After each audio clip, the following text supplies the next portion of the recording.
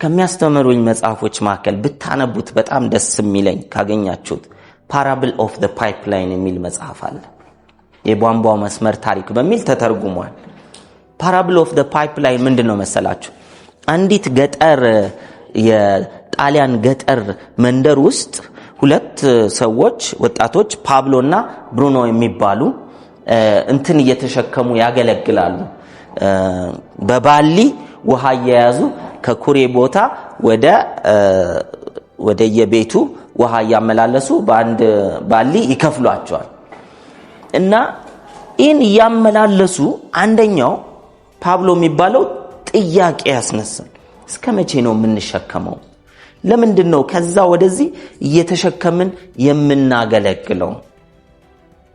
ከመሸከም በላይ እኮ ሌላ ነገር ልናረግ እንችላለን። ከኩሬው ጀምረን ወይም ከሃይቁ ጀምረን እንትን ቆፍረን ቦይ ቆፍረን ቧንቧ መስመር ተክለን ሞተር አድርገን ለእያንዳንዱ ሰው ውሃ እንዲደርሰው ብናረግና በቆጠረው ልክ ቢከፍሉ የሚል ሐሳብ ያመጣልና እዚህ ጋር ብሩኖ ምን አለ? አንተ ደግሞ ምን አይነት ሐሳብ ነው የምታመጣው?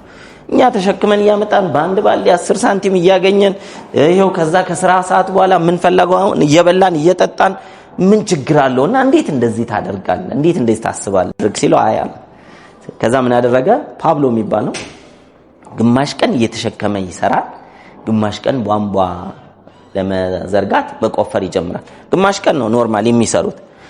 ብሩኖ የሚባለው ግማሽ ቀን ይሸከማል፣ ግማሹን ቀን ፓብሎ ሲቆፍር ምናምን እሱ ከጓደኞቹ ጋር ይዝናናል። ጭራሽ እንደውም አህያ ሁሉ ገዝቶ በአህያ መሸከም ጀመረ። ስለዚህ ችግር የለበትም ማለት ነው እና ሰፊ ሰዓቱን ሲዝናና ያሳልፋል። ፓብሎ ደግሞ ጧት ባሊ ሲሸከም ሲያመላልስ ይቆያል፣ ከሰዓት ደግሞ እየቆፈረ። ስለዚህ በጣም ጉልበት ያወጣል፣ እጁ ይቆስላል ሲቆፍር በየጊዜውና ቀስ በቀስ 1 ሜትር 2 ሜትር 3 ሜትር እያለ ብዙ ጊዜ ፈጅቶበት ያንን ዘርግቶ ይጨርሳል። የቧንቧ መስመሩን ዘርግቶ በየቤቱ ቀጥሎ ይጨርሳል። ከዛ በኋላ ምን አደረገ? ስራ አቆመ ማለት ነው። የሱ ስራ ቧንቧው መክፈት ብቻ ነው። ብሩኖ ግን በዛ ሰዓት ምን ሆነ? እየሄደ ስቲል እያመላለሰ ነው። በየሰው ቤት ደግሞ ቧንቧ ከገባ ለማን ማመላለስ ይችላል? ቧንቧ ላላስገቡት ብቻ ማለት ነው። ከዛ የጓደኛው ጭራሽ ደግሞ ፓብሎ ማለት ነው ሌላ ነገር ያስባል።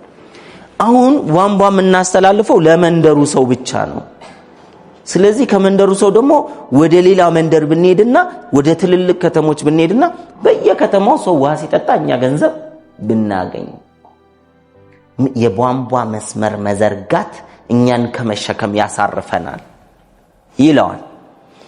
አይባክ እንዴ ያንን ሁሉ ደግሞ እንዴት ይቆፈራል ምናም ግድ የለም ብሎ ያሳምነዋል። እና በዛ ሰዓት ፓብሎ እየቆፈረ ብሩኖ ሲዝናና እየቆፈረ እያላበው ፀሐይ የመታው ምን ያደርግ ነበር?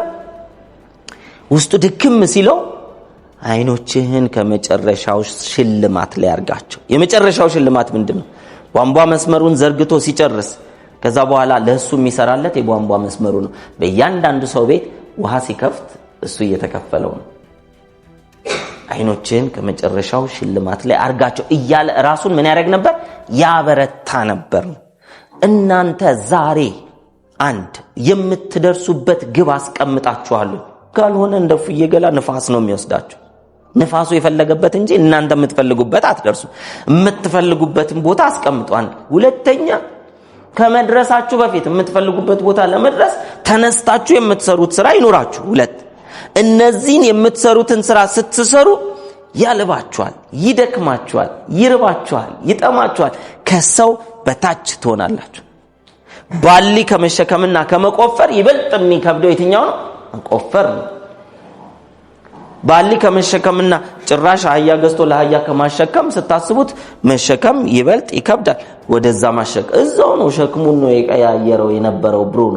ፓብሎ ግን ሲስተም መዘርጋት ነበር የሚሰራው። ስለዚህ አይኖቻችሁም የምታደርጉባቸው በፈተና ሰዓት የመጨረሻ ይኮሽልማቴ ያ ነው የምትሉት አላችሁ ወይ? የመጨረሻውን ያላየ ወዴት ይጸናል?